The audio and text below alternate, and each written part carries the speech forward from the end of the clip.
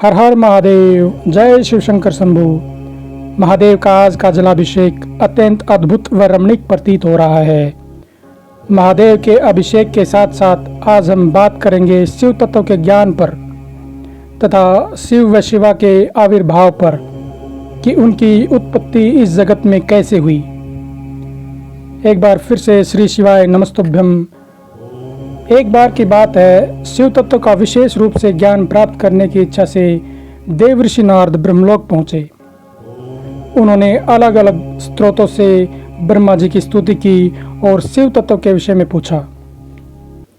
नारद जी बोले, हे परब्रह्म परमात्मा के स्वरूप को जानने वाले परमपिता परमात्मा ब्रह्मा, आपकी कृपा प्रसाद से मैंने भगवान विष्णु के उत्तम महात्म्य का पूर्णतया ज्ञान प्राप्त कर लिया है।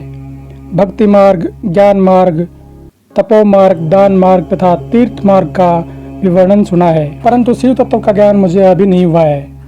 मैं भगवान शंकर की पूजा विधि भी नहीं जानता हूँ। अतः आप मुझे शिव के विभिन्न चरित्रों, उनके स्वरूप तत्व, विवाह, उनके गृहस्थ धर्म, शिव और शिवा के आविर्भाव एवं विवाह का प्रसंग विशेष रूप से बताएं। पहले बहुत लोगों से मैंने ये बातें सुनी हैं, लेकिन तृप्त नहीं हो सका हूँ।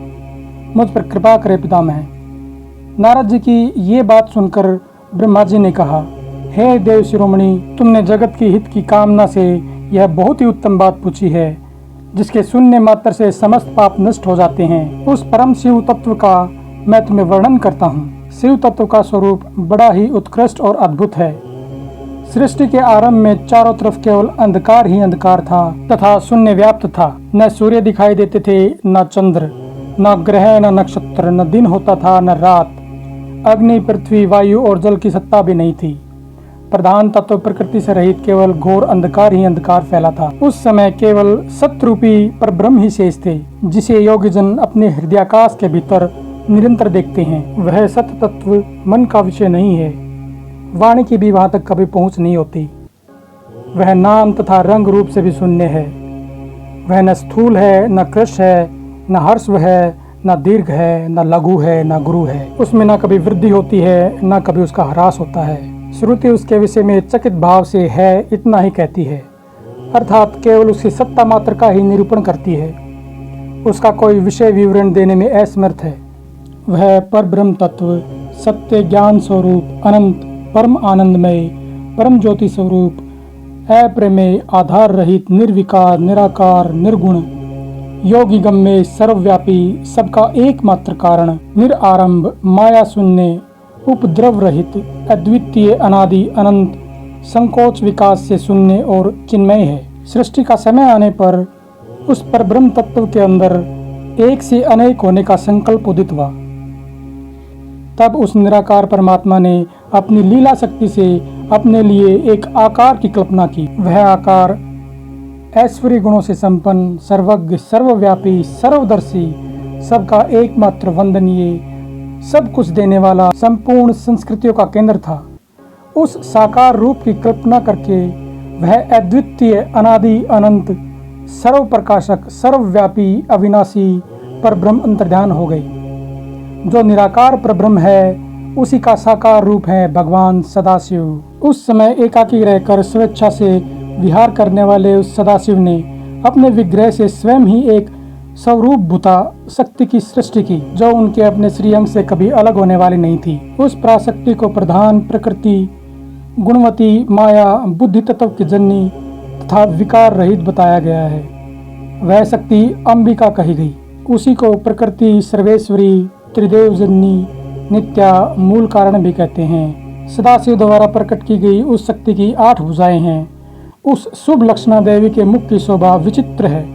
वह अकेली ही मुखमंडल में सदा 1 सहस्त्र चंद्रमाओं की कांत धारण किए हुए है। नाना प्रकार के आभूषण उसके श्री अंगों की शोभा बढ़ाते हैं। वह देवी नाना प्रकार की गतिविधियों में संपन्न है और अनेक प्रकार के अस्त्र शस्त्र धारण करती है। उसके खुले हुए खिले नेत्र कमल के समान जान पड़ते हैं। वे जो सदाशिव हैं, उन्हें परम पुरुष, ईश्वर, शिव, शंभु और महेश्वर कहते हैं। वे अपने मस्तक पर आकाश गंगा को धारण करते हैं। उनके भाल देश में चंद्रमा शोभा पाते हैं। उनके 5 मुख हैं और प्रत्येक मुख में 3-3 नेत्र हैं। उनका चित्त सदा प्रसन्न रहता है। वे 10 भुजाओं से युक्त और त्रिशूलधारी हैं। उनके श्री अंगों की प्रभा कर्पूर के समान श्वेत और गौर है। वे अपने सारे अंगों में भस्म रमाए रहते हैं। उन काल रूपी ब्रह्म ने एक ही समय शक्ति के नाथ शिवलोक नामक क्षेत्र का निर्माण किया था। उस उत्तम क्षेत्र को काशी के नाम से जाना गया। शिव और शिवा ने प्रलय काल में भी कभी उस क्षेत्र को अपनी सानिध्य से मुक्त नहीं किया, इसलिए विद्वान पुरुष उसे अविमुक्त क्षेत्र के नाम से भी जानते हैं। वह क्षेत्र आनंद का हेतु है, इसलिए पिनाकधारी शिव ने पहले उसका नाम आनंदवन रखा था। उसके बाद वह अविमुक्त क्षेत्र के नाम से प्रसिद्ध हुआ। एक समय उस आनंदवन में रमण करते हुए शिव और शिवा के मन में यह इच्छा हुई कि किसी दूसरे पुरुष की भी सृष्टि करनी चाहिए, जिस पर इस सृष्टि का संचालन का महान भार रखकर हम दोनों केवल काशी में रहकर इच्छानुसार विचरे और निर्वाण धारण करें। वही पुरुष हमारे अनुग्रह से सदा सबकी सृष्टि करेगा, पालन करेगा और वही अंत में सबका संहार भी करेगा। हमारा आज का जलाभिषेक पूर्ण हो चुका है और इसी जलाभिषेक के पूर्ण होने पर हम कहानी पे विराम लगाते हैं और हम अपने अगले भाग में आपको बताएंगे कि कैसे ब्रह्मदेव जी ने अपने पुत्र नारद को बताया कि उनकी और भगवान विष्णुदेव की उत्पत्ति सदाशिव और शिवा की इच्छा से कैसे हुई।